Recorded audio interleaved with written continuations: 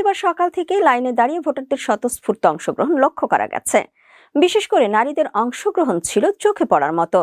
নির্ধারিত সময় সকাল 7:30টায় ভোট শুরু হওয়ার কথা থাকলেও ব্যালট বাক্স সিল করার আনুষ্ঠানিকতা শেষ করতে সামান্য বিলম্ব হয়। ফলে সকাল 7:40 থেকে ভোটাররা তাদের ভোটাধিকার প্রয়োগ শুরু করেন। ভোট কেন্দ্রের সার্বিক পরিস্থিতি নিয়ে জাদিমুরা কেন্দ্রের প্রিজাইডিং অফিসার হুমায়ুন কবির জানান, সুষ্ঠু ও নিরপেক্ষভাবে ভোট গ্রহণ সম্পন্ন হয়েছে। ভোটারদের উপস্থিতি ছিল সন্তোষজনক এবং একটি সুন্দর নির্বাচন সম্পন্ন হয়েছে।